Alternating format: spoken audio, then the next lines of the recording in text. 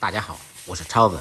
简单的炒土豆丝，很多人都做不好，不是粘锅就是不够爽脆。那么土豆丝怎么做才好吃呢？今天超子深度的给大家讲解一下做这道菜的技巧，酸辣脆爽，在家也能做出饭店的味道。首先准备2个可爱的土豆，用削皮刀去掉外皮。上次我有讲过切菜握刀姿势，但是没有讲另一只手在干什么。捉菜的一只手比握刀更累，属于高危工作。切菜时，整只手呈鹰爪形状，用中指的关节顶住刀身，这样不容易切到手。用力按压住食材，防止切菜的时候打滑。切土豆的时候，先在土豆的一侧切上2刀，然后把它放平，再切成薄片。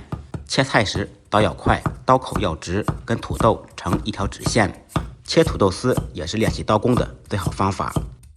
剩下的一小块土豆可以采用片刀的方法，把它片成薄片。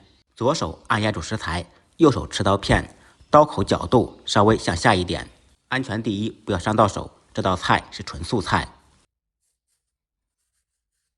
全部片好以后，用手将其码平，切成细丝。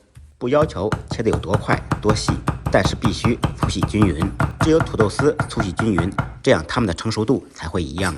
全部切好以后，放入清水中清洗2遍，洗掉表面的淀粉。洗好以后，再次放入清水中浸泡10分钟左右。浸泡的同时可以放入一点白醋，这样可以使土豆丝更加脆爽。利用这个时间准备一点配料和小料，青红椒切成细丝，跟土豆丝放在一起，在清水中浸泡。4、5粒大蒜，趁其不备拍匀剁碎。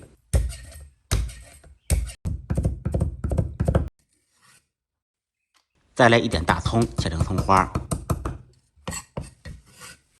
不能吃辣的同学可以放少许干辣椒段锻炼一下。泡好的土豆丝提前控干水分，经过浸泡以后全部支棱起来，看着就精神。接下来开始制作。起锅，锅烧空气，先把锅彻底烧热，烧至冒烟以后，放入1小勺油，先润锅。这也是炒菜不粘锅的关键一步。用油润遍锅的全身，油热以后把油倒出。锅内重新放入少许油，放入10粒花椒，爆出香味。开大火把花椒炸至变色，炸至漆黑马虎以后，用熨斗捞出残渣。放入干辣椒、葱花，爆出香味。辣椒微微变色，迅速放入土豆丝，先烹入一点白醋，开大火快速翻炒。今天我们就采用更家常的方式，不用焯水，直接炒。先放醋，土豆丝更加爽脆。